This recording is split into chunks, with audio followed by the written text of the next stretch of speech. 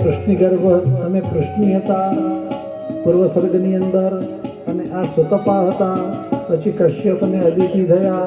આ બધા અવતારોની વાત કરીને અત્યારે આપની ઉપર જ આપના મનોરથ પૂર્ણ કરવા માટે હું અહીંયા આવ્યો છું વગેરે બધી પ્રભુએ ઘણી લાંબી વાતો કરી.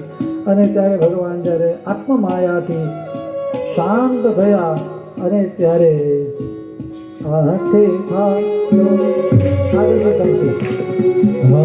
શેષ સહસ્ર ખન મૂંદ નિવારત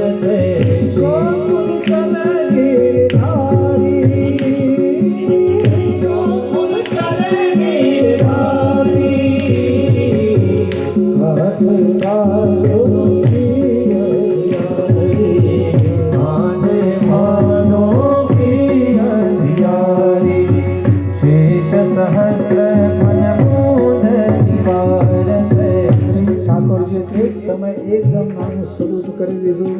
અને એ બરોબર એક સમય શ્રી યશોદાજીને ત્યાં પણ શ્રી બાલ કૃષ્ણ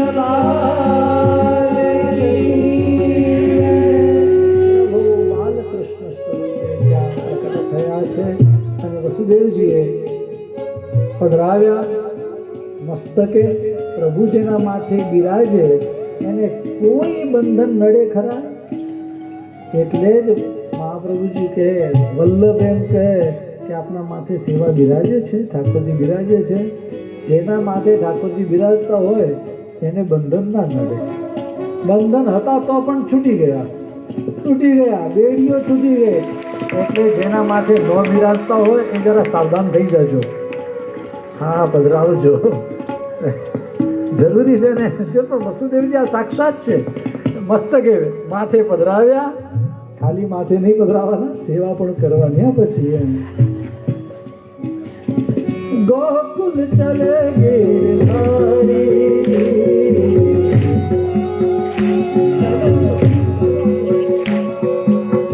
ગરજત ગગન દામિની કોંદત ગરજત ગગન દામિની કોંદત ગોકુલ ચલ હો ગોકુલ ચલ હે મુરારી આને મારો કી હરિયારી મારું કામ કરણાટ થઈ રહ્યા છે.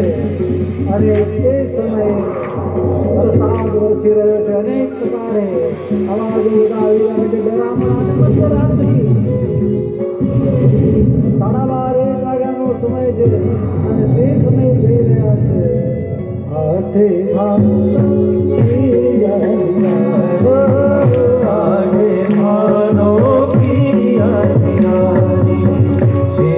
સહસ્ર ફન મૂંદ નિવારત શેષ સહસ્ર ફન